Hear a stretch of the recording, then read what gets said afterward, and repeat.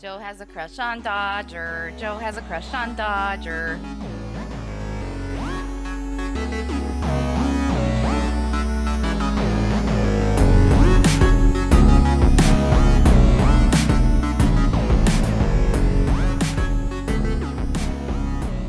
Ladies and gentlemen, welcome to the Homerow podcast. I am your host, Joe McAllister, and I am joined by the always wonderful Brian /Quiglin.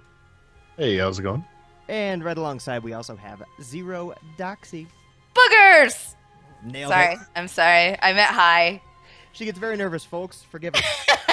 I didn't take my meds today. She didn't take her Benadryl right before the show. Oh, yeah. All right, so welcome to episode 2 of the long-running podcast. Yeah, you know what? We should have a clip show. It's our first anniversary. It's been a week. We're still on the air, Is folks. that like that's not paper, right? That's like the podcast anniversary first week. That's something, right? Oh God, you're breaking up. You're bringing up Sound like robot. robot voice. Oh God. You're fine now. Kind of. Oh, okay. Sorry. I'm like waiting for it to go bad again because I like robot voice. That would be Great. fantastic. Anytime somebody goes robot voice in a Skype call with me, I'm like, exterminate! So that they go, exterminate, and it's the best. It's the best. That sounds pretty awesome. Couple Daleks for you. No big deal. So, it was a big news week. It was. It was. It really was. Yeah. It was a little crazy. Good for us. Maybe not so good for Konami /Kojima. Kojimi? Kojima. Kajami? Kajami. I like God. it. We're so sorry. We're so sorry for that. Jewel? What? Say you're sorry. For what? Don't do it. What did I do? Did Okay, I okay, Joe, legitimately just whoosh? Did I just miss what I did? Did I say something super racist? I mean, it felt a little racist to me. It felt a little I was combining racist. Konami and Kojima to Kajami. Oh. Yeah. Maybe I'm the Now who's the racist racist? one. Oh, shit. Yeah. Maybe Anyway, Kojima on is the to lens through news. which you see yourself. How about that? I was projecting the whole time. Well, they say. Anyway. What is No, it? keep talking. I'm just going to wipe this egg off I'm my pretty face. sure Yeah, the let's saying just is keep something going. along the lines of the best way to get out of a hole is to stop digging. So, Yeah. cool. We'll move right along. Konami and Kojima. I guarantee you I will say Kajami on accident. It's going to be great. So, yeah, a little bit of, like, clearly there's some internal strife. There's, like, some beef over there. Maybe it's Kobe. Ha! Oh, Joe. I'm sorry. That's your one. Okay. Shake that one off. Just gave me a dirty feeling. So it all started roughly, we'll just call it a week ago, when Konami just decided, like, you know what, this guy doesn't deserve to have his name on his games anymore. Removed them, so that was cool. Now Metal Gear Ground Zeroes, I believe it just says Konami. Anyway, Kojima's gone. Kojima Productions, the little Fox logo, is no longer there. The next day, Konami started putting up job listings, working on a new Metal Gear series. Production, let's see. On a separate page of Konami's, Polygon mistyped, Komani's, that's wrong. The publisher... They're racist! Yeah, they're the racist. That's where I get it. That's my father speaking. It's Polygon speaking. We're treading lightly here. So, what Polygon says is, quote, on a separate page of Konami's site dated March 20th, 2015, the publisher is, again, quote, this is terrible grammar, has resolved to embark on production of a new Metal Gear series, end quote. So we know that Metal Gear Solid 5 is still on the way, hasn't come out, and yet there's already all this weird stuff going on. Then Kojima comes out and says, I'm still 100% involved in completing Metal Gear Solid 5. His quote was, I want to reassure fans that I'm 100% involved and will continue working on Metal Gear Solid 5, The Phantom Pain. I'm determined to make it the greatest game I've directed to date. Don't miss it! Plug. Yes, seriously. Ryan, this is Well, your chance to make a joke about 100% if you want to take it. Oh yeah. Well, I mean, so we were joking earlier about this whole 100%. It's just that they reiterated it so many times to really get across the point that Kojima is still working on this, that he's still 100% involved. that he's still dedicated to the Metal Gear, 5 Phantom Pain, because we certainly wouldn't want to lose those sales. It's true. Yeah, that's true. Like I said, they got a game to sell, man. They have to make sure that Kojima is still attached, but that's what makes it so weird that they removed his name from some box art, which tells me somebody is just like pissed at him, like teenager. Oh pissed. yeah. Yeah. Yeah. So. Oh, you think you're gonna leave? Well, watch this. We're just gonna take your name down from everywhere. Yeah, it makes you wonder if he didn't, because he's a board member. Well, was a board member. I believe he got demoted even. Or a VP, maybe not board member. I'm not sure of that, so don't quote me. But I'm pretty sure he got like the boot down to contractor, which is like a cute way of saying he's a temp working on like one of the company's most highly anticipated games. Do either of you listen to Kojima Station? It's like nope. Nope. It's a Japanese language series, so that would be why I probably don't listen to it. But I guess it's like a podcast or a broadcast that they put out regarding the Phantom Pain in particular. Well, it's called Kojima Station, and it's like supposed to come out tomorrow, and has inexplicably been canceled. Well, I shouldn't say that inexplicably. comes as a really big surprise, Joe. Yeah, I shouldn't really say inexplicably, right? Because it's just like there's just some weird shit going on. Like, this is really strange. Oh, yeah. The comment that I made on N4G, I think I was on, and I just said, this is just really weird. They need to come out and say what's actually going on, or somebody has to speak up, because it just looks weird, and PR is butchering, like, they're shooting themselves in the foot, because it looks weird to everybody, and anybody that's following games is like, what are you doing? Like, what's going on over there? You guys are trying Weirdest thing for me is the Konami quote. Konami Digital Entertainment, including Mr. Kojima, will continue to develop and support Metal Gear products. Please look forward to future announcements. I'm just left confused completely. Well, I mean, to me, that's a pretty clear delineation of the difference between this is Konami over here, and Mr. Kojima is sort of like attached by like this really, really thin thread. We made it really clear so you couldn't really see it, but he's still attached. Just letting you know. He's way over there, though. But he's still with us. But he's way over there. I don't know. I kind of agree with you, Joe. I think the problem is that it kind of feels like when you're out with like friends and one of them, like two of them are a couple, and they're obviously having a fight, but they don't want to admit they're having a fight, and it's just kind of awkward, and you're just sitting at the table like, okay, I kind of wish you guys would just leave, hash it out, and come back. Yeah, just go outside and chat about it real quick, or be like, I don't know. That's a very good analogy, because there's also the news that Kojima was expected to leave. GameSpot's got an article that I just pulled here. It basically just says there's some sort of fallout that was reported by a Fallout 4. That was reported by like an insider that GameSpot reported, and basically is saying that there was some sort of argument or just disagreement, and Kojima was going to leave right after Metal Gear Solid 5 comes out. And then all of this crazy stuff keeps happening. This one was dated the 19th. So this was the day that Kojima's name started getting ripped off of his games. Right. And that's a big deal to me, because realistically, Kojima is Metal Gear. Mm-hmm. Yeah. Even though his Kojima production studio is extremely talented. Like there's probably something to be said about the people that are under him, with one dude getting all the namesake and the marquee and getting all the credit. But to be fair, that entire studio is very, very talented, and they're known as Kojima Productions. So when Kojima Productions is completely removed from a title, it kind of strips the value. If I saw something that said Kojima Productions on it and it was a brand new IP, I would at least give it 2 to 3 looks and want to see some more on it. Right. I would, for sure. The first thing I would do is go to like YouTube or IGN or like whatever and look up what kind of information they have. Maybe take to Reddit and see if maybe I would be interested in this game because I saw that Kojima was affiliated, you know? Mm-hmm. Mm-hmm. Definitely. And it's just strange, and we can get into this in a minute, but with Silent Hills, like that's one of the ones that I'm most looking forward to this year. Right. This year. Who knows when it actually is, maybe even rumored is slated to get delayed. In the future. Yeah. Coming soon, trademark. That one worries me because if he leaves Konami, I believe Konami has the entire like the staple or the what am I trying to say? Like the name, the copyright, the IP.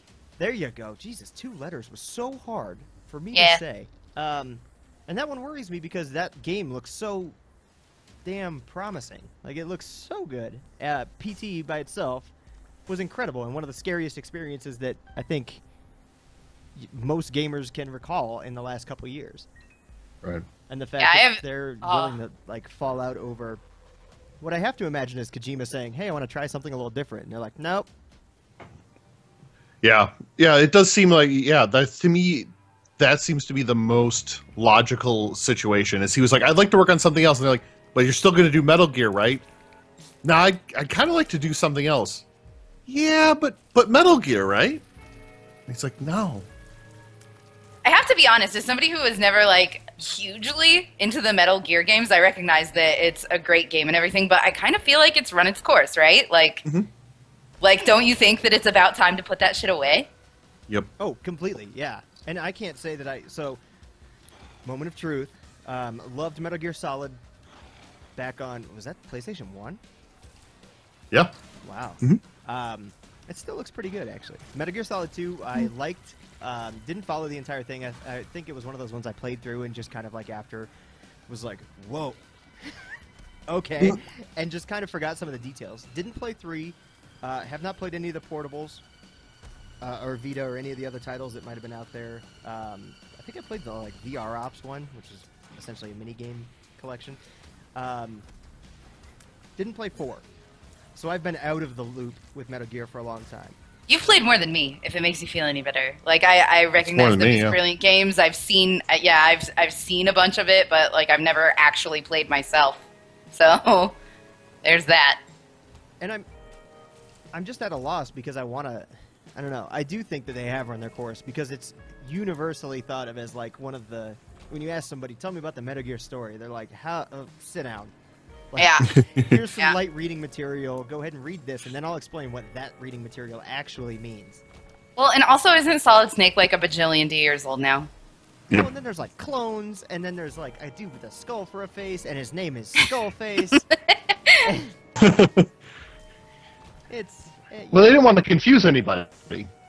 I do hope though that you like that this game comes out and it's great for Kojima and like it's not a testament to him like falling out of love with the Metal Gear series to be totally complete about my thought there. That's a great point because it could also be if it's what 6 months away still. Well, about 5 months. God, it's already April. Pretty much. I was freaking out. I was like, "What?" Like looking over at my calendar. It's scary. Okay, sorry. We're Go like ahead. a quarter of the way through the year almost. Yeah, that's insane. But when the game comes out, there's plenty of time, is what I'm trying to say, is that there's plenty of time to either... I wouldn't even say to make it great, because at this point it already has to be pretty damn good. Right, yeah. But there's plenty of time to fuck it up. Yeah, 5 months, in all honesty, in game development is not a lot of time to make something great. It is not a lot of time to make something great at all. But there's plenty of time to fuck shit up. It takes one line of code to fuck shit up, you know? One bad idea to throw in there. And 5 months is definitely plenty of time to do that. And I hope that this bitterness between Kojima and Konami doesn't like show through in this game, and I hope that it does well. Well, and I was listening, I think it was on Kinda Funny Games, I was listening to Ryan Payton on their podcast, who was the producer on Metal Gear 4. And he explained it as there are times when you're going through development, essentially, and I'm paraphrasing big time, but he basically said, you're going through development and everything looks like garbage, and then all of a sudden it's like, oh wow, there's a game here. It actually comes together.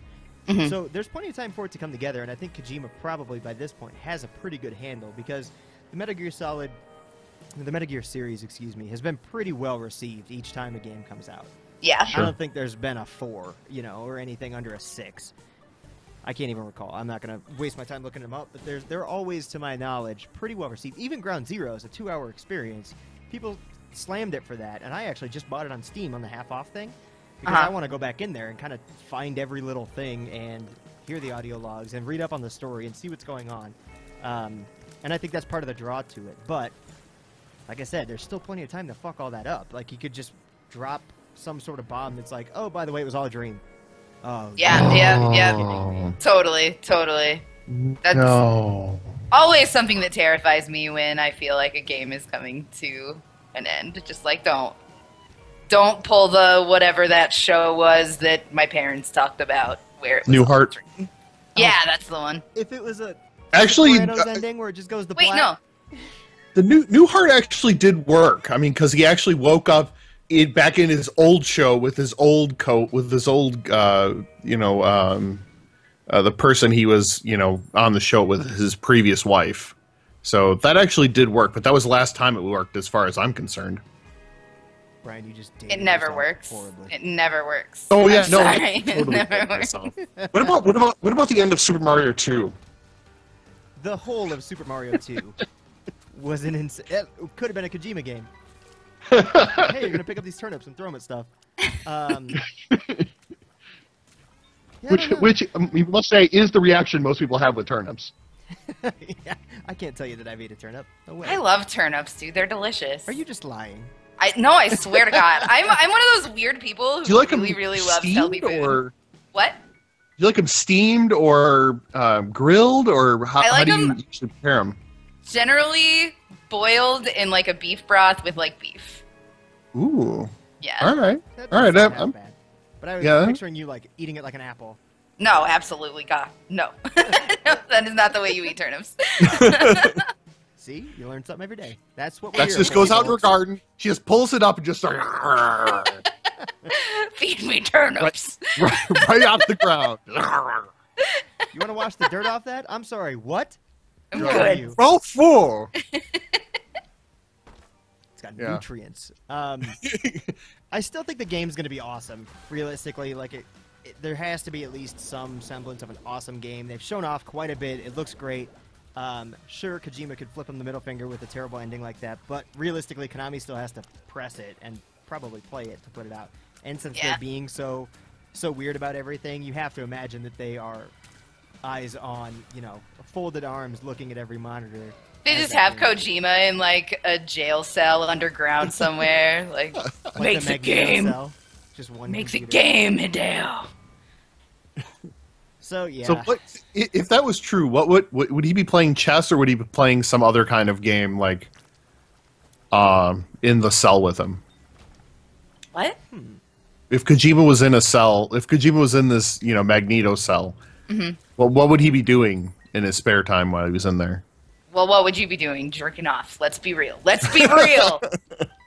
Huh. I didn't think about that one coming. Sorry, I gotta screw everything up all the time. I'm really good for that.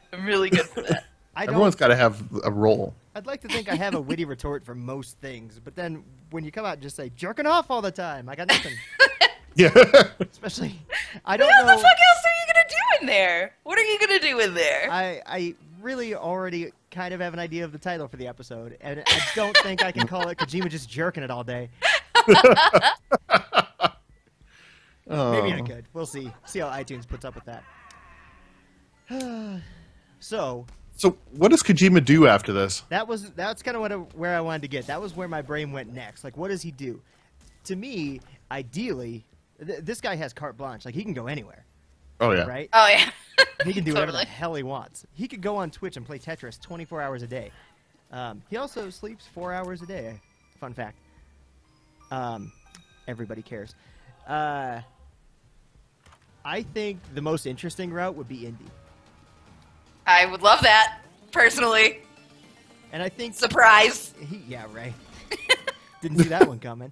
But I think he also has some of the, like, cool... He wants to get crazy. Like, he has just insane ideas, clearly. There was a whale in the sky in one of his trailers. His first trailer didn't even look like a Metal Gear game. But it should be really interesting to see what he does. I think if he went indie, he could really, truly do whatever he wants and take his time. Kind of like... I wish Ken Levine would come out with a new game, because he's indie now, basically. But there's no idea. He's taking his time. He's going to put out a game when he feels like it's right, and it'll probably be pretty damn good, I would imagine. I would hate to see him go to, like, EA.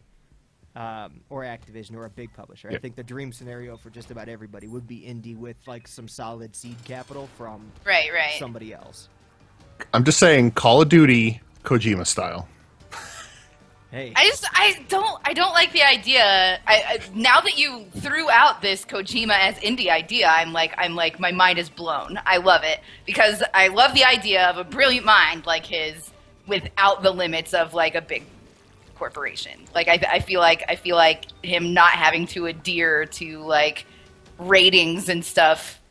I don't know. I like the possibilities are limitless. he could also be truly insane though. Like Yeah, And you're not. I was a little worried. My only worry is that he makes a game about being Kojima. So like you have to be Kojima through an Oculus Rift and make a game. In a cell, jerking off all day. oh man, you got to get those PlayStation Move controllers ready. I wonder what the high score would be. What's haptic feedback for that? Oh God. I'm sorry. I've brought this upon our podcast. Oh. I'm sorry. We made it all the way to episode 2 without referring to jerking off like 25 minutes of the podcast, but here we are. I wouldn't have it any other way. Things like now we're just knee deep in it. Oh God, come on, Brian. That's disgusting. That's pretty gross. I like it. New title, knee deep in it. I love it. So there's really not any more news there. There's just speculation. Brian, where would you like to see Kojima go? What does he do? No, I would definitely like to see him do the indie title, but like I said, I'm a little worried that it's going to get a little out there. That's it. My biggest fear though is that he ends up getting told he can do what he wants at say an Activision or EA or ends up at like 343, and I'm just like, man, that would just break my heart. That would really break my heart. Yeah, it'd be interesting to see because I think a cool way to look at it too would be Insomniac Games. So they came over to Microsoft, or Microsoft basically said, hey, we want you to make an exclusive. We will give you a shitload of money to make the game you always wanted to make. And they did it. And the game, to me, I love that game. It was awesome. I had a blast playing it. Some people didn't love it. I had a really, really good time. The sense of humor was hit and miss for some. But overall, the game was fantastic. But it didn't sell like gangbusters. Like, it wasn't a multi-million-dollar or multi-million copy game, right? It didn't sell 25 million. It wasn't the GTA. What happens if Kojima joins up or gets an offer from, realistically, PlayStation's going to want something. They throw him X millions of dollars, and he comes out with something that's just so far off the reservation that people are just like, oh God, what happened? Mm-hmm. You know? I'm not that scared of that. Like, I know that there's probably already offers pouring in for him. Oh, right? yeah. Yeah, he had to change his phone number, I'm sure. Yeah, and seeing as there's no, like, even whisper of anything going on, like, that's not the kind of thing that gets kept quiet. You know what I mean? Sure. I'm not too worried about that. And I think that even if he did make something that was really, really crazy and out there, I would still be all about that.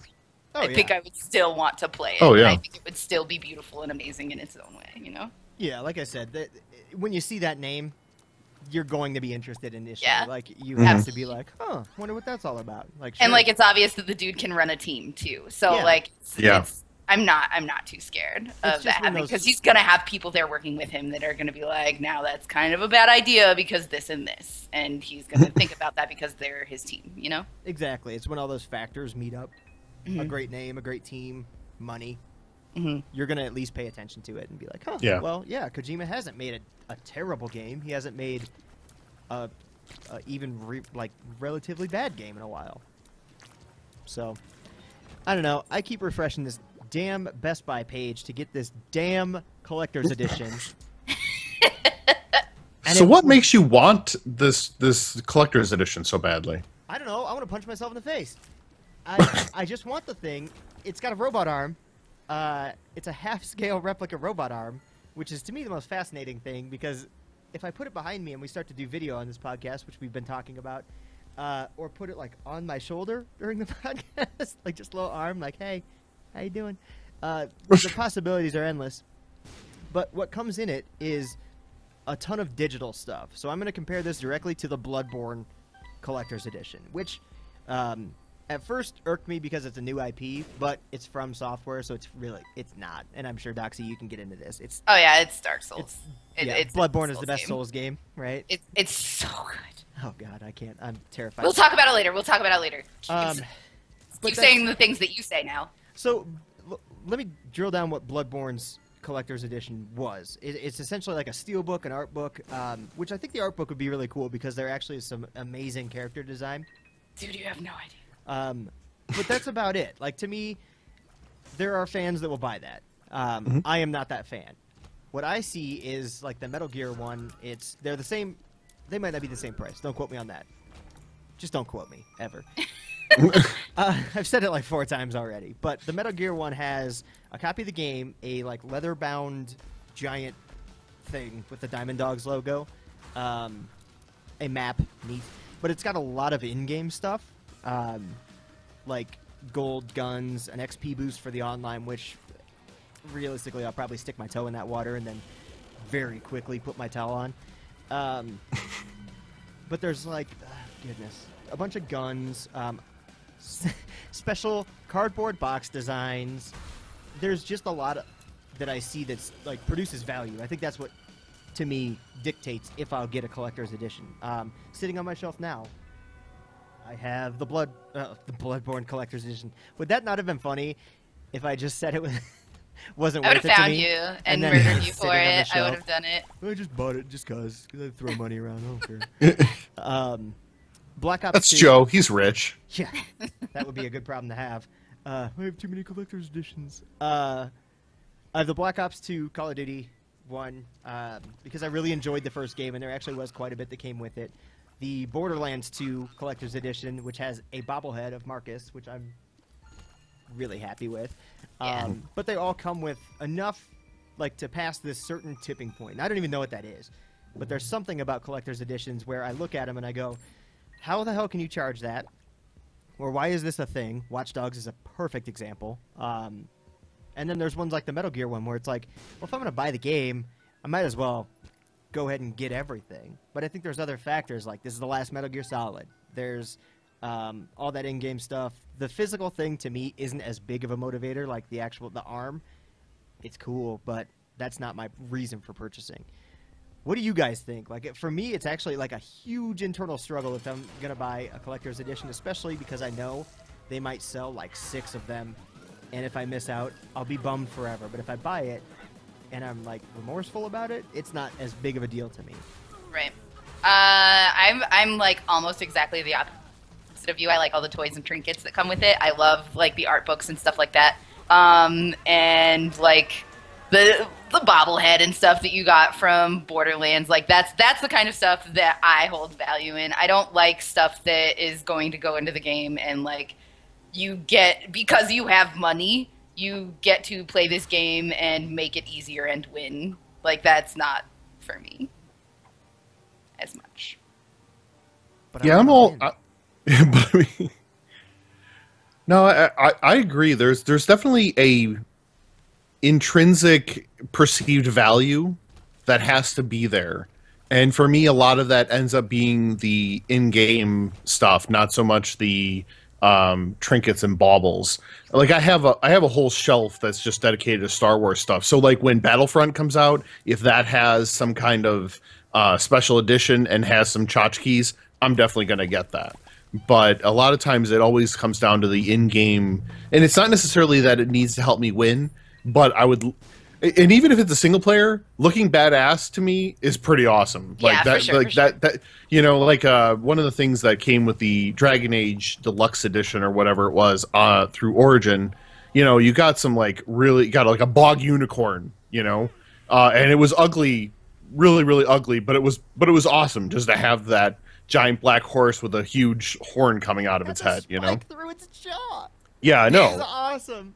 It was fantastic. I mean, it was ugly, but it was fantastic.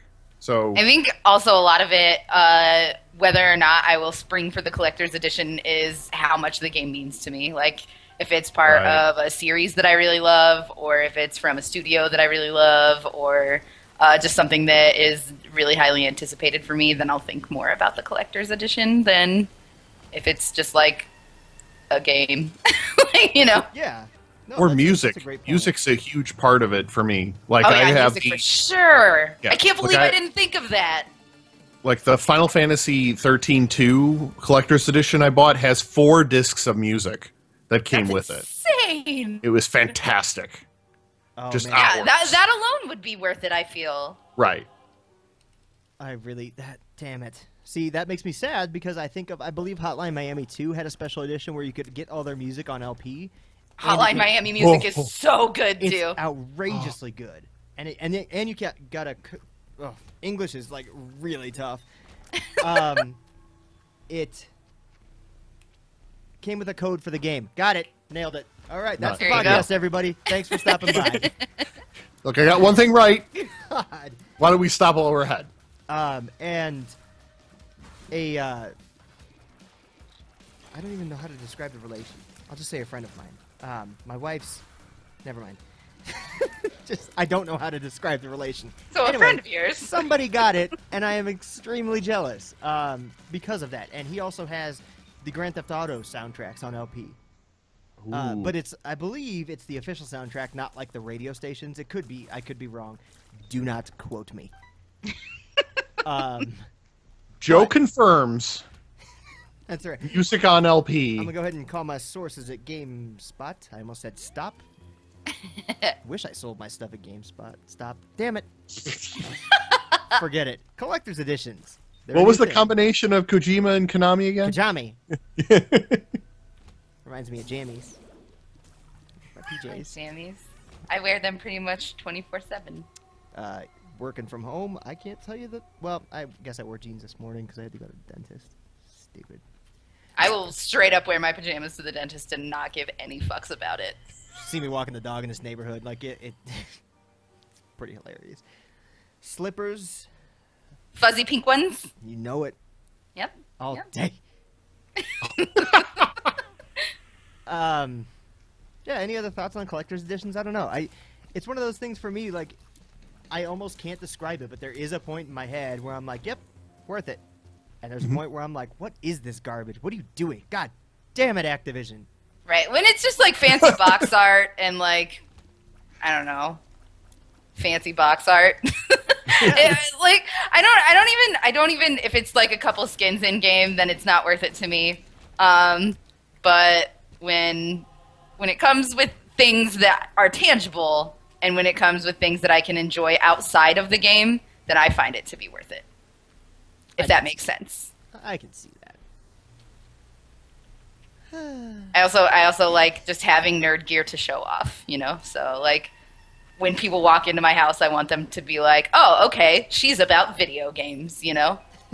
So like when I can proudly display the stuff that I have, then that is totally worth it for me. What a vain thing that I'd never really realized until God, just I'm a this very horrible moment. person. Yeah. I am just branding myself. That's like all I'm doing. Hey, look, I gave this company too much money. Yeah, basically. Oh, you know what? This may be a topic for another time when it's a slow news week, but we should really address fanboyism. Because I think all it is free marketing and anyway. Yeah, next week on Homerow Podcast. This is called foreshadowing, ladies and gentlemen. Thinly veiled at best. We could do it the Battlefield Hardline way, too. Next time on Homerow. Oh, yeah. Nice. That's a good theme song. Anyway, so Twitch. Oh, yeah, let me Good segue. emails. Yeah, so you make a little website. That website gets a little bigger. Website gets a little bigger. Website gets way too damn big, and everyone wants to attack it. Yeah, that's just what kind of happens Sounds like it is. especially in like nerd culture, you know, with like video games and stuff, because there's hackers present there. The end. Well, let's be fair. Hackers I don't want to call these kids hackers because 9 times out of 10, when there's a DDoS attack or any other sort of attack, they're usually not hackers. They pay somebody. Yeah. You know. Yeah. And this wasn't a DDoS. No, it in fact was not. I have an email here that I can read from Twitch. Yes, please do. Okay. All right. It's got this big Twitch header on it, and it says, "We are writing to let you know that there may have been unauthorized access to some of your Twitch user account information, including possibly your Twitch username and associated email address, your password, parenthesis, which was cryptographically protected, end parenthesis, the last IP address you logged in from, limited credit card information, parenthesis, card type, truncated card number, and expiration date, end parenthesis, and any of the following if you provided them to us, first and last name, phone number, address, and date of birth." As a partner, this is not part of the email. Real quick, stepping aside from the email. As a partner, I had to give them all of those things, and those are like little bits of information that I have to use for lots of important things, so that kind of freaks me out a little bit. Okay, back to the email. Please note, Twitch does not store or process full credit or debit card information, so your card number is safe.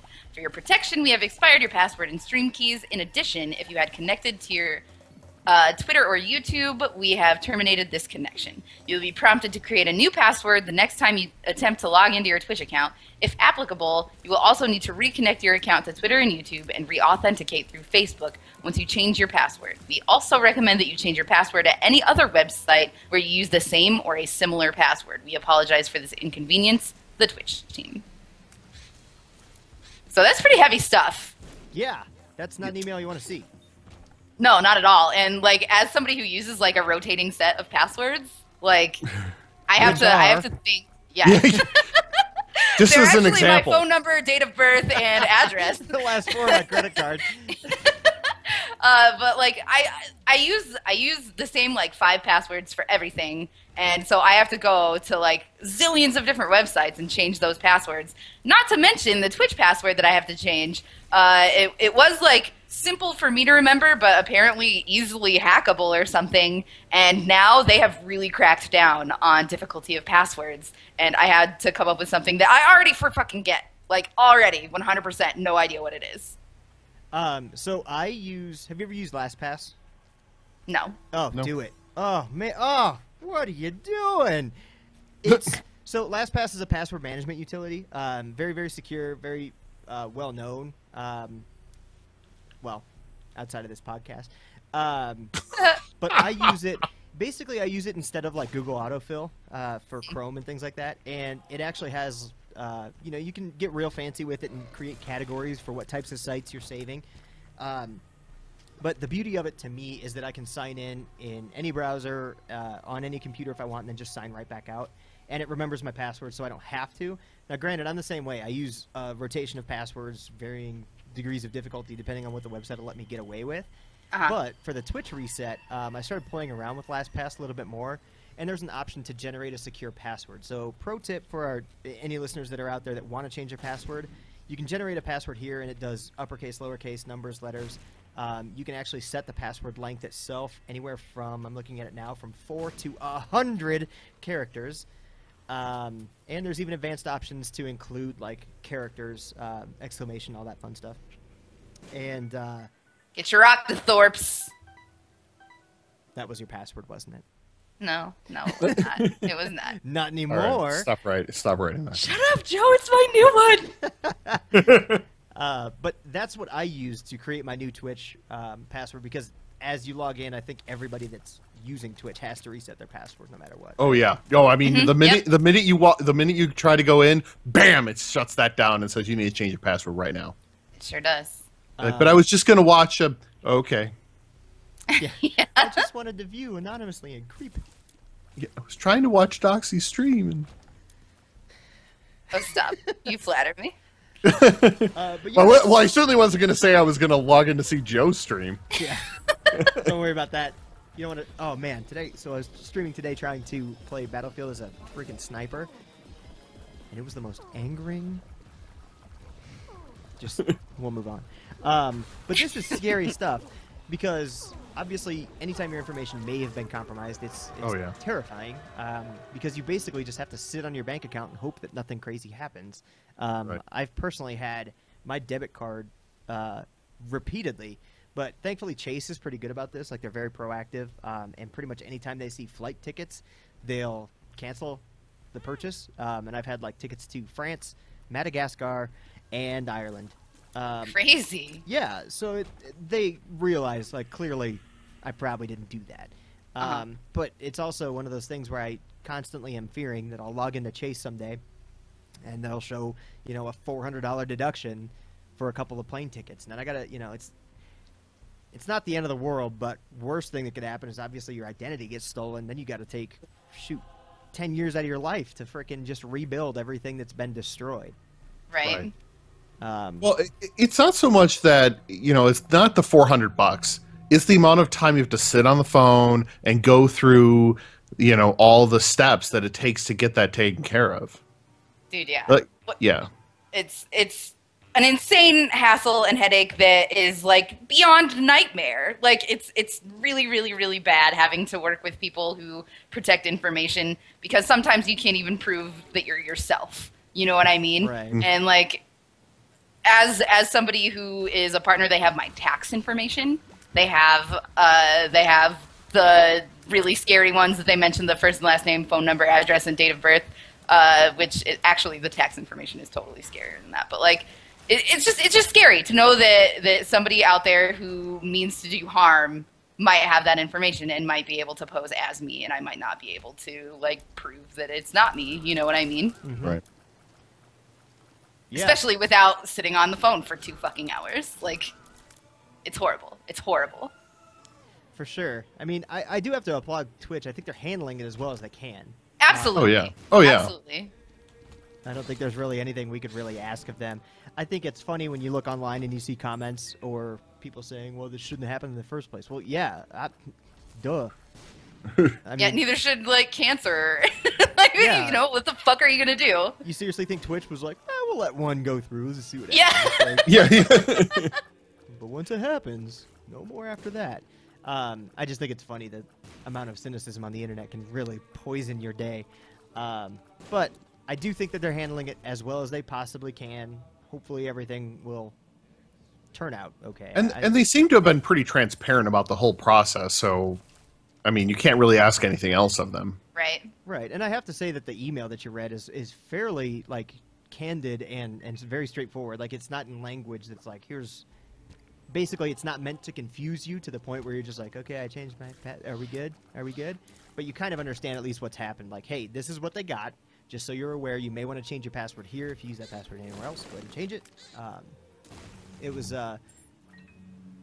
Yeah, I just think it's as well handled as possibly could be. Absolutely. Yeah. I agree. I mean, don't get me wrong. They can give Turbo out for 10 years to everybody, but I don't think that's going to happen. This is their lifeblood, man. Yeah. So, what else? I could, Oh, I mean, your indie games. if we wanted to move on, a couple things that I have been doing in the past week. I recently beat Dark Souls 2 on my stream just last night, actually. And we're going to be moving on to Bloodborne next. And I am so excited because actually I'm a little terrified. It's like terrifiement, I guess. Excitement. Oh God. I'm really excited though. It looks harder than any of them. Like Demon Souls, Dark Souls 2. By kind of a large margin. There's a lot of really, just without being spoilery, there's just some really frustrating areas that I like. Definitely prey on weaknesses in gamers that I possess 100%. And so that's a little bit scary for me. But Bloodborne, dude, like, this game is a thing of beauty. It's so good. I am cautiously excited because it is on the way from GameFly. I'm hoping it'll get here tomorrow, like midday, so I can actually start playing it. But everything I've seen, like, I had to actually talk myself off the cliff from buying it because I am terrified that I would buy it and then I would be like, this is no bueno for JoJo. Like, this is not my thing. But I'm also very excited to check it out. Like, the setting looks cool, the enemy design's amazing, the world design's really, really cool. So beautiful. Like, just the art is handled amazingly in that game. It's one of the most beautiful games I've ever seen in my life. I've also seen some, like, just cool... I've been watching game video to kind of see if it's something that will interest me, and it does look cool. I think that it's funny, like, especially going from the Souls series, and correct me if I'm wrong, because I am no expert, is there are a lot of players that go shield-based, right? Yeah. And in this game, there is one shield, and Yep. it's like a wooden plank. Yep, it's not a great shield. It's not a great shield. I hope so much that is just like a troll or a joke from the dev. Like, this isn't the same game. You can't play like that, but good luck. No, it is. It's incredibly similar to Dark Souls, though. Like, it definitely feels like a Souls game. It's just in a different setting with a different story. And but like, you can see so much inspiration that it draws from the previous games, and like, it's definitely not like a different genre altogether. You know what I mean? It's definitely one of their games, and it's a beautiful thing. It's the things that are good about it, and they've gotten rid of the things that are bad about it for the most part. See, now that's what I would have wanted to know. Yeah, that's exactly. Is have they iterated on it? It's so good. It's so fucking good. So apparently, it's okay. I give it a 6. No, it's amazing. It's 100% amazing. But anyway, indie games. I had to gush about Bloodborne for a minute because I do think that it's just incredible. But of course. But I have been playing a lot of Reign of Kings lately, which is a crafting survival game set in like a kind of fantasy world where you have to, like, you're striving to become the king, and then you can like tax the citizens or whatever. And it's really cool and hilarious. Have you guys seen anything about this game at all? Not a single thing. Oh my god, it's so good. It's like, look for specifically character creator. It's like, there's just, you can make some really goofy looking dudes, and it's pretty great. And you run around like practically naked, and you like slaughter sheep and fight each other, and you can have these tiny T-Rex arms while you do it, and nobody takes you seriously, but actually you have really good gear, and then you kill their asses, and oh, it's so good. It's This so looks good. pretty intense. It's really fun. It's really, really fun. The one major complaint that I have about it is that it can be a little bit laggy, like pretty bad sometimes, and the servers go down kind of often and for kind of a while. It is an early access game, though, right? Yeah, Cool. yes. Oh, okay. It is. Yeah, they've got- It's not done yet. They got time. I got time. Right? Yep. Totally. And it's great, and I love it. I love it a whole lot. The screenshots on Steam are fascinating because it looks like it's got like tinges of. I hate to say it because it's kind of true, but it seems like almost any game that's kind of like this gets the mention. But it looks like it has like tinges of Minecraft to it a little bit with like the wall building. If I'm looking at the right game, that'd be really funny if I. Was way off. I wouldn't call it like Minecraft. I would call it more like Rust or DayZ kind of. Well, except for obviously you're not building things in DayZ, but like it's a lot like H1Z1 is what I was actually thinking, not fucking DayZ. I'm stupid. But anyway, So stupid. yeah, it's really great. It's really cool. You can build just as complex as you want or just as simple as you want. There are varying degrees of strength in each like material that you work with. It's just really cool. You can make things really basic and like have power in numbers and like have a clan. It's a really fun little game with like a lot of humor. The combat looks a lot like Chivalry, and that's awesome. Yeah, yep, just like that. So, like, when you log off, how persistent is it? What? Are you like sleeping in a house somewhere and Yes, everyone just you comes are when you're sleeping. in the night and then kills you and takes all your stuff? You're gonna want to either hide yourself really well or lock yourself in your house. Yeah. Oh my god, there's a picture of a guy dragging a naked man by the foot with a rope. Yep. Just Yep. along a path. Yep, it's Solid. fun times, That might man. have sold the game for me. It's really, really fun. It's just, you can just sink hours and hours into this game and like not even realize it. Oh yeah, it looks pretty cool.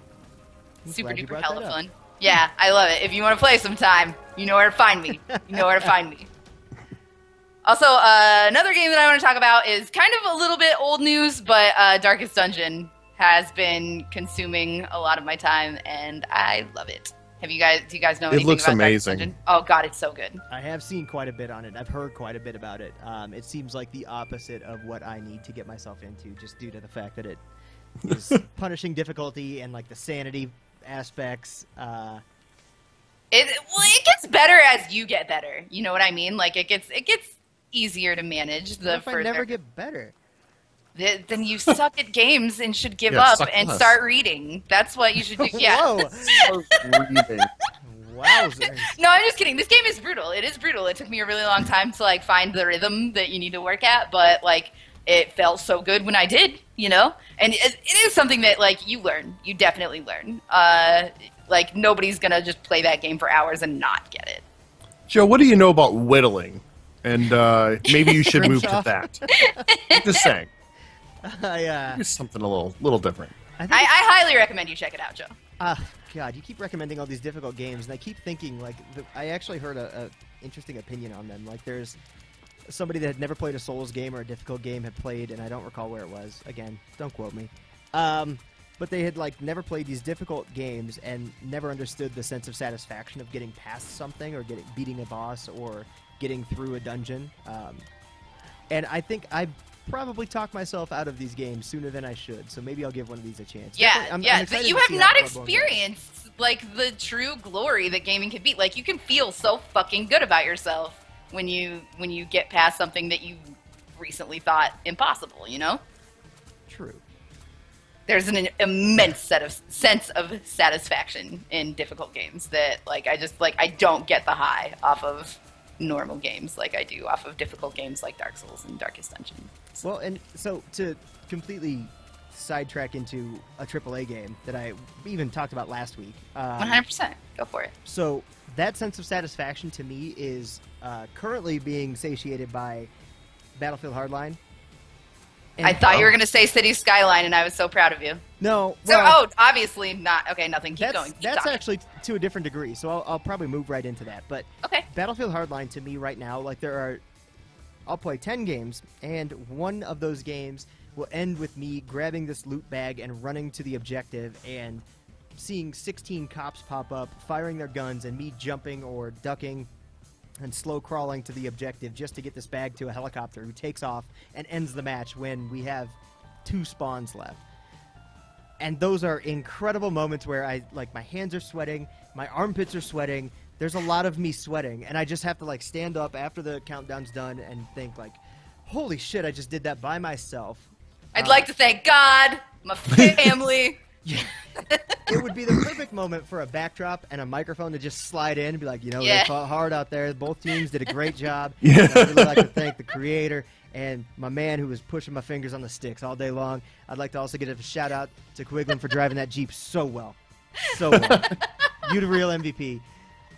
But I think to a different degree, there's just those moments where it's like, oh my God, I can't believe that just happened. There are ridiculous moments that are like my own stupidity, where I run in with a sniper rifle to nothing but shotguns. But there's those ones where it's just absolutely satisfying to be like, wow, I tried something, I actually used strategy and tactics, and it paid off. Yeah, I'm not saying that I don't get any satisfaction. It's just not the same to me. Like I'm not like breathing hard and like fucking high. That's the only way that I can describe like actually legit fucked up on my own emotions from it. Well, you should know that I just breathe hard all the time. So it's a constant struggle. It's a condition. Also, real quick side note, have you ever played Payday? And Payday 2? So I bought Payday for Xbox 360, and I think I realized that that's just not the way to play it. I probably should go ahead and get it on Steam, because I've heard that the experience is like really, really... I heard Idle Thumbs talking about it, and like I think they were probably the last podcast I thought would really dive into it. Mm-hmm. But the points that they brought up were really fascinating. So you got to play Payday 2 with me sometime. Well, I just saw that studio... actually, there was news today saying that they're going to continue supporting it. 505 is like picking them up, and they're going to support it for the next 2 years. Wow. That's which is hype. insane. Yeah, that's cool. Good for them. That's real good. Yeah. So anyway, so Doxy, I want to know, like, as this is not my kind of thing, but how much frustration do you have to go through to get to that one moment of exuberance. Sometimes so fucking much. Sometimes like I have cried. I'm not even kidding. I have cried, and I am a little bit of a pussy, and I cry kind of a lot in my everyday life. But usually I can keep the salt behind me when it comes to video games. But like with a game that's as difficult as Dark Souls, Demon Souls, Dark Souls 2, there have been times where I've just like been trying to plow through the same area for like 2 hours and just can't get it done. But there's also times when like you're like, hey, I learned from that really hard area and now I can, get through this area on my first fucking try, and that feels just as gratifying. You know what I mean? Yeah. No, it's just the amount of frustration I think it just might be too much for me. I love it. I love being dragged to the depths of hell just to be like shot up into the Playboy Mansion, you know what I mean? So it's hell, then Playboy Mansion. Yeah. Like that's no heaven. Well, there's an express I was just trying to elevator, think too. of what was better than heaven, and I landed on Playboy Mansion. So I don't know. I stay out of that grotto. You think that I would have said PAX, but no, it was Playboy Mansion. I learned about myself today. Go with your gut. You've made a lot of breakthroughs today, Doxy. I'm just saying. Yeah. I like to continue to grow and think. See, the podcast isn't really for anybody else. It's for us. It's therapeutic, it's cathartic. It's just really... Joke's on you, suckers! I mean, thank you. Yeah, we appreciate your support. I'm really curious to see, like, the way that I play games, especially with Bloodborne. Like, this is going to be the true test, because in Battlefield, for instance, I'm the type of person that really plays by the definition of insanity. Like, we can't keep trying the same fucking thing over and over and expect to win this game. I'm going to switch my class, or I'm going to take a shotgun and just piss people off. Or take a shield and draw all this fire. So I'm really interested to see how that pans out with Bloodborne, because I know... Oh, it happens, absolutely. You have to come up with new... Like, you have to look at what the weaknesses are of your enemies, and you have to, like, plan around that, and if that's not something that you can exploit, then maybe they threw that out there to distract you from this other way that you should be doing it, you know? Hmm. Well, and I've also heard you can just stumble into bosses you have no business being in front of. Oh, yeah, absolutely. That happened a lot. Good. A lot. Not you will cry, but I will. You will cry. That's on the back of the box. Yeah. Inglorious 1080p. Hours of gameplay. You will cry. Nice. So, you had mentioned for me City Skylines. Sorry. Well, and it's just such a weird game for me. Sorry, what? I'm sorry that I distracted you from your previous thought. No. It's just interesting because it's actually, like, it plays into the same point. Like, it's a fairly difficult game.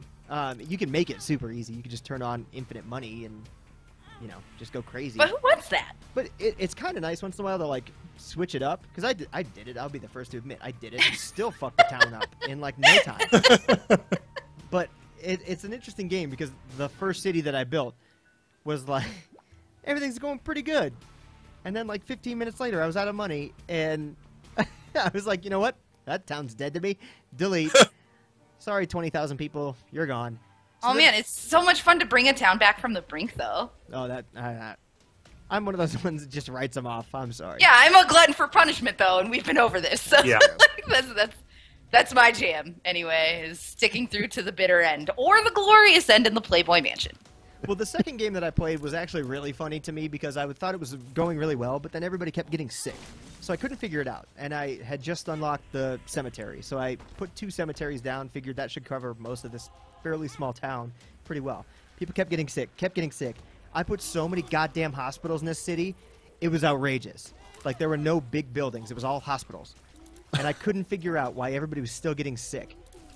So I expand the town a little bit, well, actually quite a bit. Made a lot of big roadways. And I'm at this huge, like, bird's eye view. Can see my entire city. And I was like, things are going okay. I just need to figure out this health issue. So I zoom way in.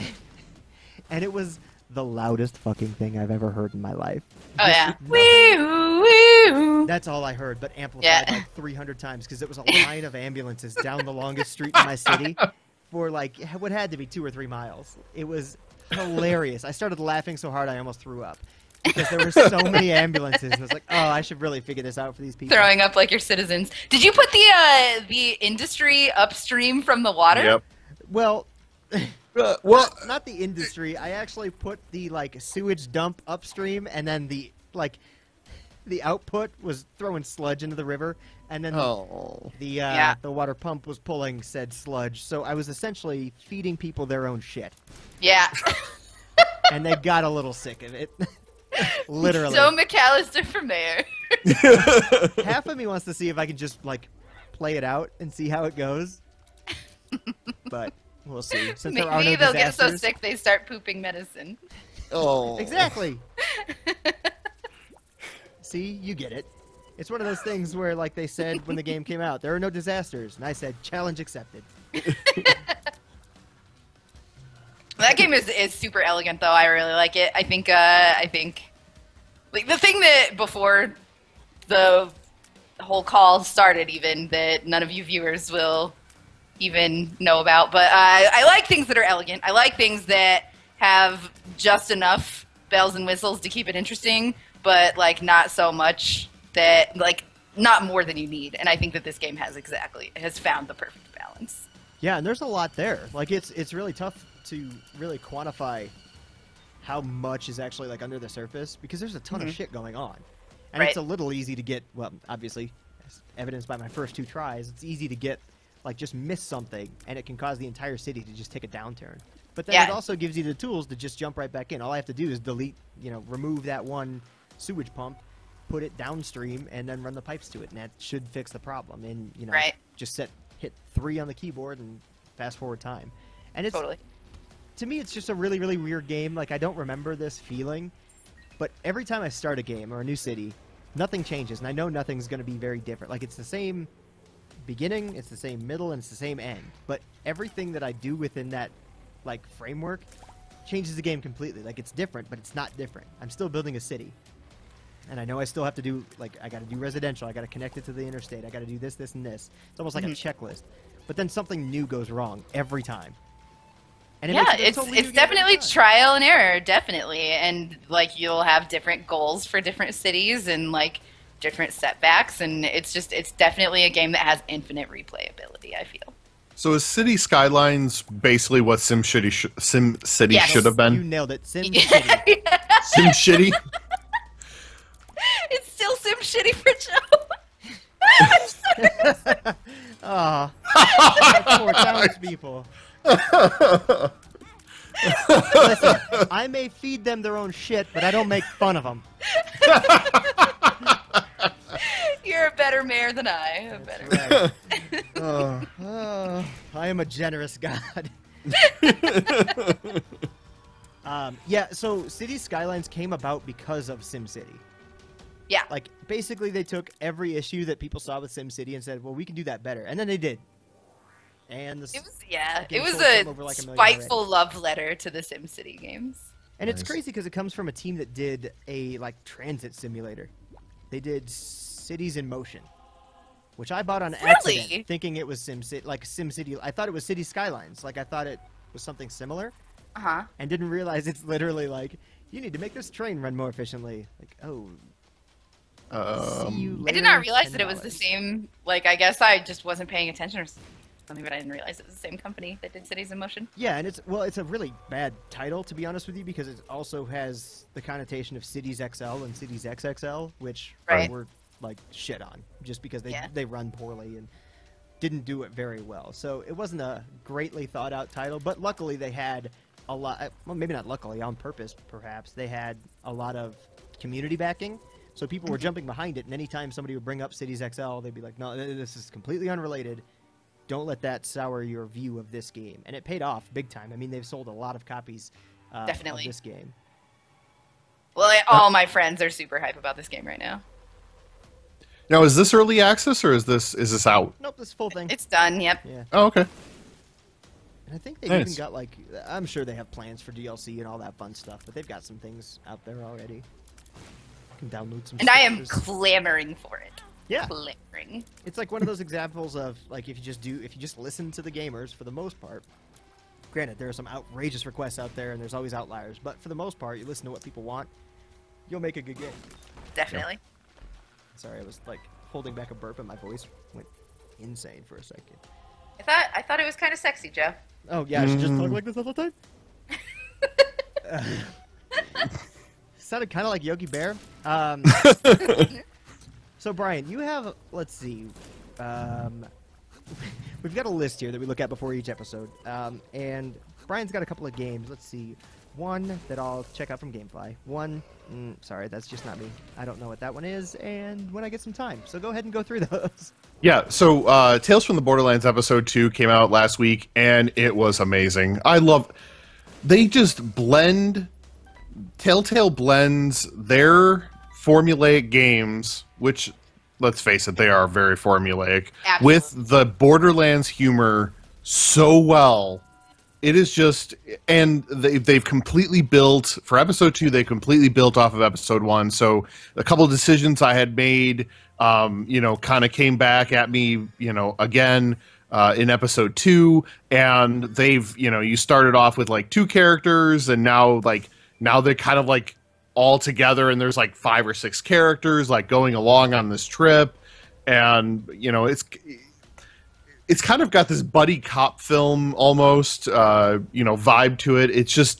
It's hilarious, and it works so well within the Telltale formula. It's just, Right. God, it was like as soon as I had finished playing it, I'm like, oh my God, I cannot believe I have to wait 2 months to get Episode 3. Right. This is ridiculous. It's just so much fun. The thing that I really love about Telltale is that I feel the same playing The Walking Dead as I do watching The Walking Dead. I feel the same playing Game of Thrones as I do watching Game of Thrones. I haven't picked up, or I own Tales from the Borderlands, but I haven't played it yet, and I am just so looking forward to it. It is so much fun. You will not regret.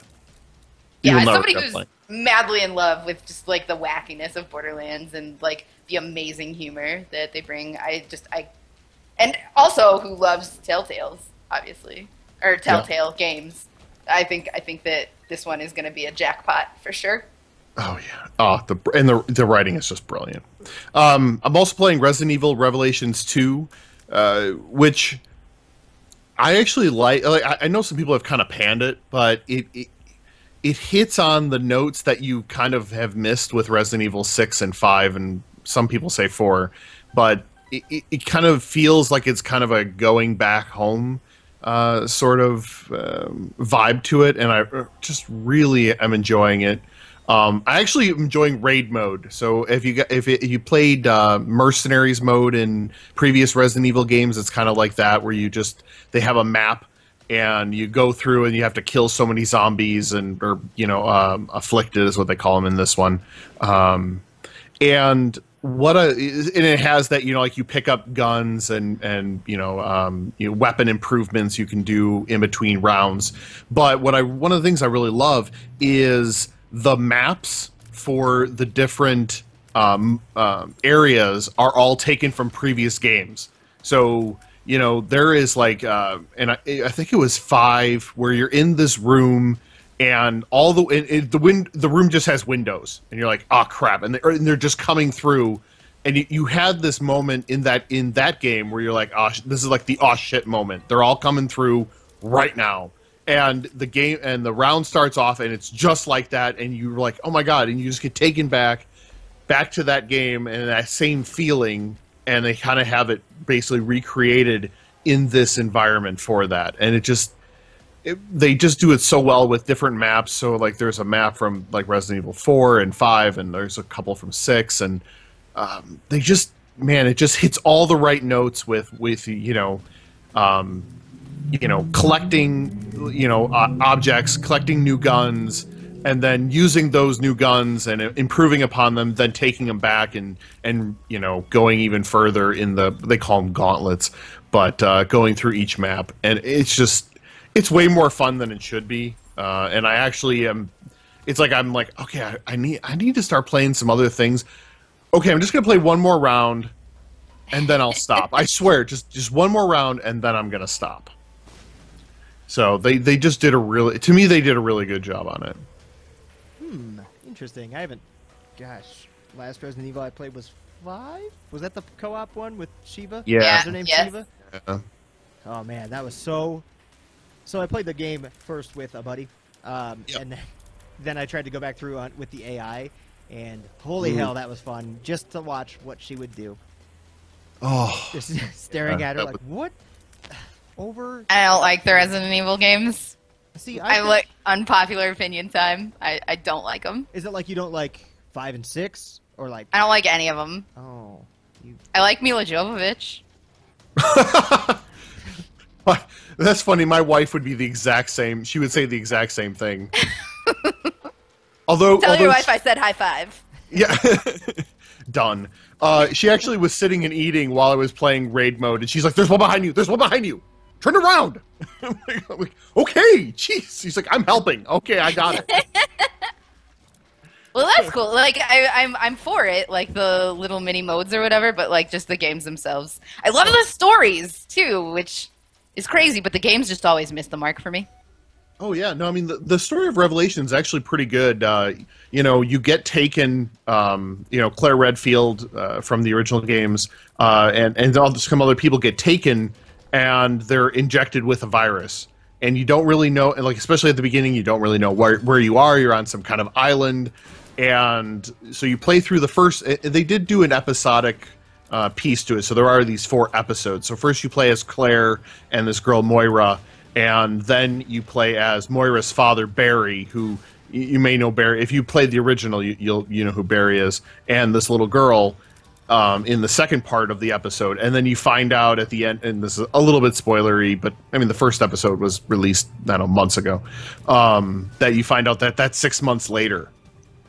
So you play as Claire in the one time period, and then you play as Barry 6 months later, and you're kind of going through some of the similar areas that you were in previously, and things you couldn't get to before you now can for various reasons. So they did a nice job of wrapping it up, and the story is pretty good. It's creepy, so that's always helpful. I might have to check that out. Yeah, you've put it in a pretty package for me. Yes, thank you. I like to think I do that. I also been playing Final Fantasy Type 0, which you have to be into JRPGs, which is like my jam. Even though this is much more strategy based than normally a Final Fantasy would be if you're into that sort of thing. It was previously a PSP release that they did, and they blew it up into HD, so it doesn't look amazing, but if you're a fan of JRPGs, you're probably going to end up liking this game. Plus, it has a demo for Final Fantasy 15, which I have not played because I'm kind of just like I'm holding it because I know it's going to be like this joyous little thing that I'm going to have for like an hour, and I just don't want to. Okay, fine. Going off of our previous thing, I don't want to blow my load quite yet. So, yeah. And then I got sucked into a damn mobile game because someone said that this game called Chain Chronicle, which is published by Sega, was made by the guys who did Valkyria Chronicles, which is like totally love that game. And I started playing it, and I'm like, oh, this isn't really that much like Valkyria Chronicles. It's not that great. And then I've been playing like an hour a day. And I'm like, I have a problem. This damn mobile game, I don't understand what it is. They just, man, whoever does mobile games, they like have this psychological thing down, and it just sucks you in. Oh, they totally do, dude. Oh, There's like articles about how evil they are and how like they know how to make a game addictive. Yeah. Oh, and the worst part is like the story is terrible. It makes no. I don't want to say it makes no sense because I understand what's happening, but on the other hand, it's terrible. Like I couldn't care. Like I've been skipping, like they're talking. I don't care. I just want to play the battle system. And I'm not even. Oh, God, it's just. I gotta break myself of this habit by this weekend. It's awful. It's like Reddit. You don't even want to go there anymore. You just have to now. You just have to do it. And I'm doing it when I'm like watching TV, and I'm like, so I'm watching TV, and I'm just like clicking things. Yeah. Oh fuck, it's bad. It just sounds so funny. Like if someone were to ask you, like, "Hey, what are you playing?" Like, this game, I don't even want to play it. It's just like it's here, and I'm playing it. Yeah, and I just have to. When you lie, you just tell them you're playing Candy Crush. Oh God! Oh what no! a terrible lie. Yeah, that's like the worst. But they won't be interested anymore. They'll just be like, "Oh, okay." You know and then what? you don't have to talk about your shameful secret. The game that I've got that does that instead is Desert Golf. Oh, Okay. When I tell people, like, I'm just playing Desert Golf, they don't care about what it is. And to be honest, the game is literally, like, have you guys heard of it? Yes. It's so stupid, but I can't stop. I'm on whole. I have to be on. Basically, it's an endless runner of a golf game where you simply, like, drag back and shoot. I'm on hole 734 and have, like, 2,000 something shots, so I'm not a pro, clearly. I just need to get the ball in the stupid hole, and then it just pops up another hole. And then, well, I better just get it in that hole. Oh, this hole will be easy. Like, it's so stupid. And then I tell people I'm playing it, and they don't ask any questions because nobody cares about golf. Yeah. What's your handicap, Joe? I don't even know what that means. The game. That's what it is. Look at you. Look at you. This guy's got jokes. Okay, I kind of want to talk about this Final Fantasy game. Okay. Actually, I just want to talk about Final Fantasy and how I hate it. Uh-oh. Why? Okay, so why do you hate Where's it? my shots fired soundboard? I'm sure that they're great or whatever, but like, so I was introduced to JRPGs by Legend of Dragoon. Okay. Have you played that game? I have, yeah. It's the first favorite game that I ever had in my entire life, where I was just like obsessed with it and would just play it over and over and over and over again. And ever since then, JRPGs, like, they just can't live up to that game for me. They just are never as well done. I don't like the story as much. I don't relate to the characters as much, and I don't like the combat systems as much. Interesting. Yeah, like I think that the cool thing that they have with the active combat, the like additions or whatever that they call it, and how you can like level those up and stuff. Like I've never felt a game scratch that itch ever again. I might have to go back and replay that. I mean, it's been a long time.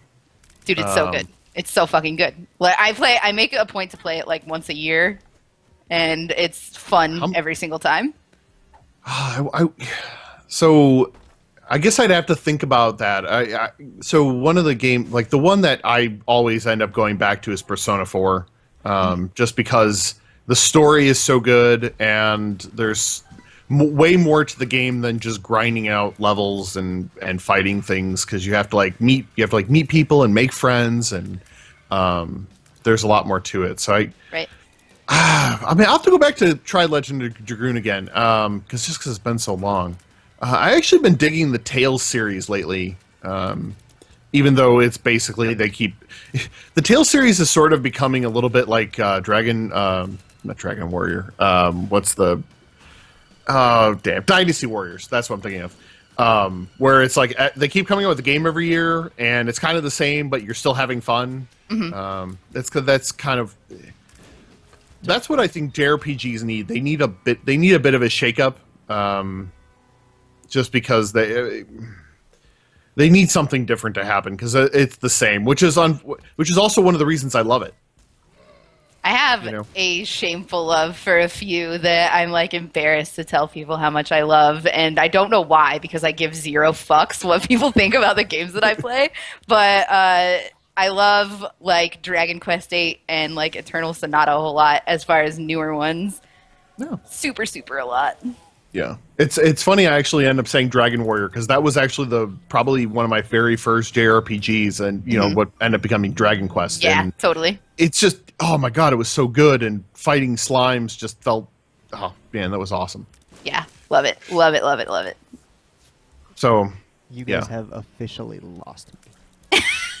Sorry, Joe. I was gonna try and make some sort of like, oh, I'm sorry, I was sleeping that whole time, but then I just didn't. But you were just so enthralled with our voices that you had to keep listening. No, I just don't know what something just doesn't do it for me for JRPGs. It's the same. I think it's the same thing with like anime. I've watched one anime ever. It was very fascinating. What have you watched? Akira. Crazy picky about anime. I am crazy picky about anime. And I keep hearing like I need to watch Attack on Titan, and Yeah. I probably should. I get that a lot too, actually. I don't know what it is. It's like people keep telling me to play probably all of the games that you just mentioned, but I think last, not even true JRPG, but game I played in that vein would have been probably Final Fantasy VIII. Oh yeah, that's a JRPG. I love 8. It gets dogged so bad, but I still love it. Well, and that's what's funny is I liked it. I loved Final Fantasy VII. And then just after that, it was like a sharp decline for me. Like I just can't get excited about one. Persona 5, I think, might be the comeback for me just because I see how excited other people are for it, and it's infectious. Oh, yeah.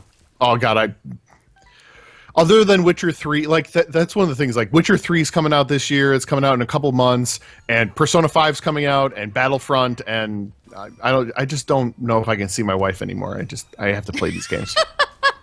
Just let her down gently. You know how hard that conversation is? Like, hey, listen, I'm going to be up late. A lot. And then she's like, well, what are you doing? You going out or something? Like, no, I'm playing video games in the other room. Just be quiet. I got to put my headphones on. Talking to my squad, I need you to be quiet. I warned her well in advance. Like, when I saw, Witcher 3 when it first at E3, like, 2013 or whatever, and they were like, okay, February of 2015. I was like, okay, you see this date, that month, I don't exist to you because I will be playing Witcher 3. I don't think you understand. I need to play this game. That's right. That's how I am with Bethesda games. Oh, whew. I tell you what, the second that they do, and they will announce a Fallout 4. E3 this year. The time off form goes in. The wife is informed she can go to Vegas or do whatever the hell she wants. Like, she's like, I'm having an affair. Don't care. Playing. To put this as nicely as possible, she can get the fuck out of my face for like 40 hours straight because I am going to play. I love her to death, but geez, oh man. Even if they announced, like, they did the unthinkable and announced a new Elder Scrolls game, I'd still probably jump right into that because... Oh, yeah. Dude, that's the best part about my relationship is that we play these things together. Like, he'll play and I'll watch, or we'll switch off or do whatever. And it's like the best. It's like the best part of my relationship. We even have, like, when things don't work right, like the way that they're supposed to, we even have this inside joke where we'll just like look at each other and say, "Okay, Bethesda," and that's bled out into our real life. Where like I'll drop something or whatever, and it'll make a funny sound that we wouldn't think it would make, and like both of us just on cue, bored as fuck. Okay, Bethesda. It's the best. That's a thanks Obama of your household. Yeah, that's exactly what it is. Okay, perfect. Bethesda. I give you permission to start using it. It is hilarious, and people like it. It is trademarked, and you will give us money every time you say it. Just saying. There is that. Sponsored by Carl's Jr. Sorry, I watched Idiocracy again. That's one of my favorite movies of all time, and I was not mad that you made that reference. Okay, I just want to make sure. Welcome to Costco. I love you. Love you. I actually said that to someone over Twitter today. Nice. They're like, I'm going to Costco. I'm like, welcome to Costco. Love you. Oh yeah, that pretty much wraps everything up, doesn't it? Yeah, I'm pretty sure. No, hold up. Whoa. Toe Jam and Earl was successfully funded. Yes, that's right.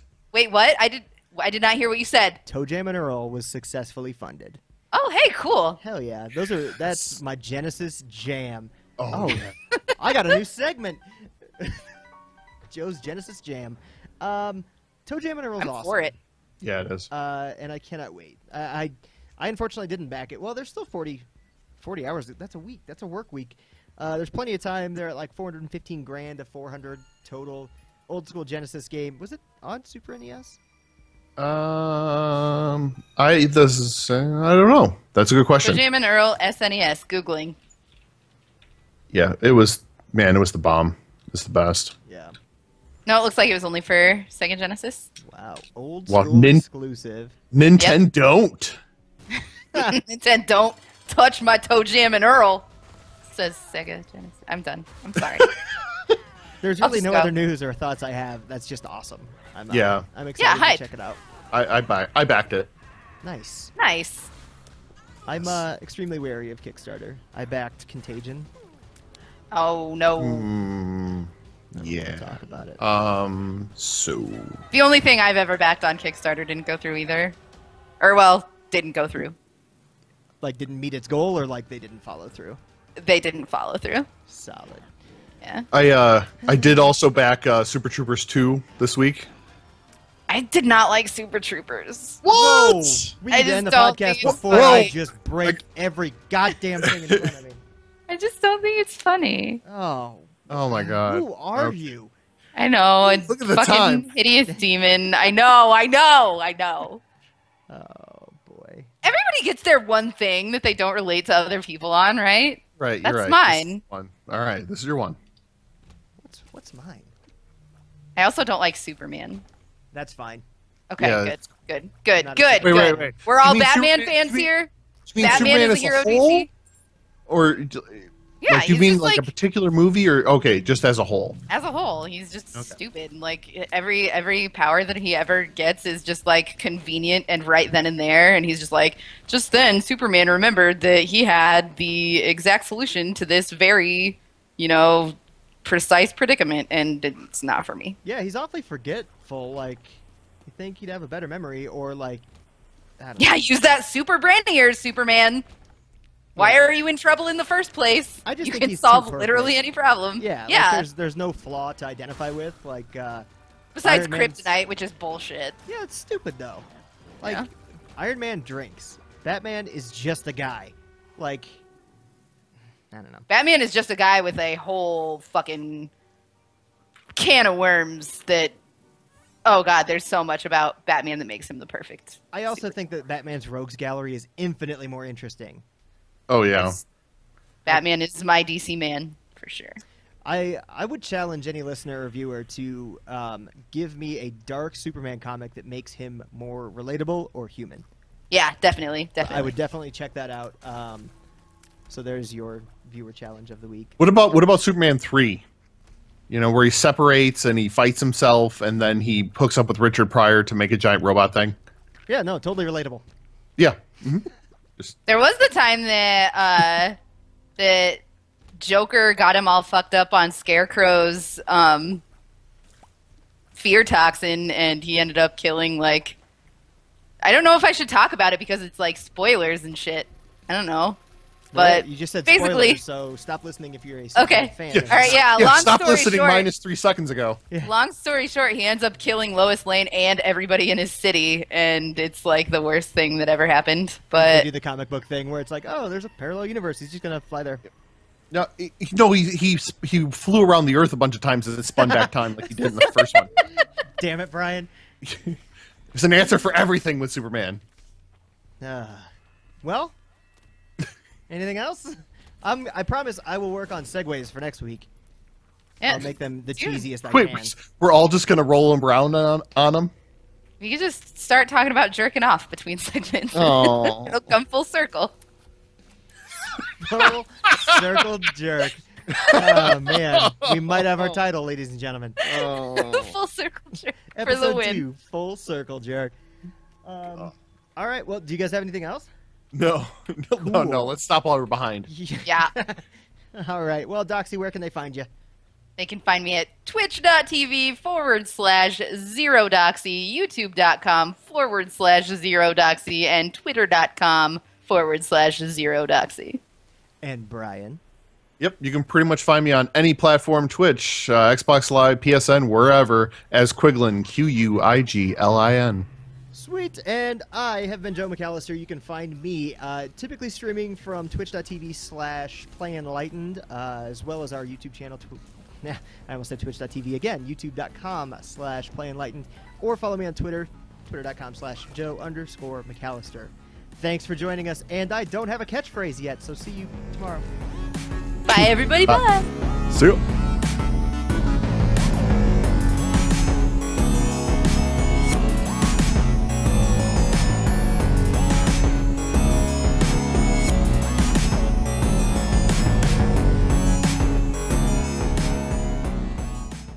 Joe has a crush on Dodger. Joe has a crush on Dodger.